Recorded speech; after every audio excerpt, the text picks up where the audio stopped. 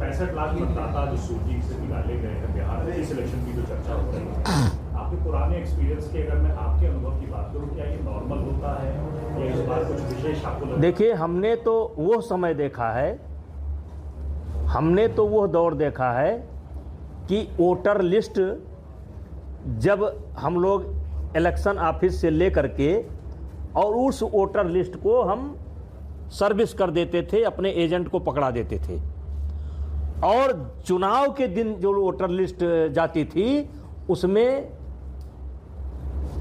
पन्ने गायब रहता था।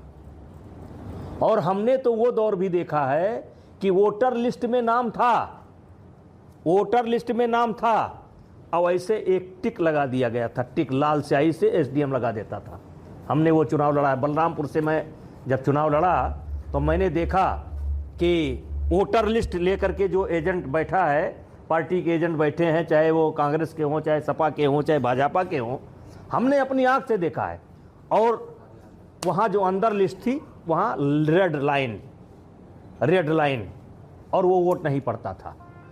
यही कुसुम चौहान बलरामपुर नगर पालिका की अध्यक्ष थी और लोकसभा के चुनाव में उनका नाम नहीं था, और मौजूदा अध्यक्ष थी और नाम नहीं था।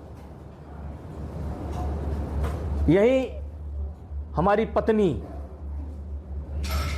जिला पंचायत सदस्य का चुनाव लड़ी, सांसद रह चुकी हैं, और फिर वोटर लिस्ट से नाम काट दिया गया और उनका पर्चा कैंसिल कर दिया गया। तो वह दौर हम लोगों ने देखा, हमने नहीं देखा, सबने देखा है। लेकिन धीरे धीरे धीरे धीरे करके कमियां सुधार हुई, और मैं कह सकता हूं कि अब पारदर्शी व्यवस्था है। इतनी पारदर्शी व्यवस्था, अगर कुछ कमी है तो और करने की जरूरत है। लेकिन शाम को नाम रहता था, जो लिस्ट दी जाती थी उसमें नाम रहता था और पोलिंग पर नाम नहीं रहता था। ऐसे रेड लाइन।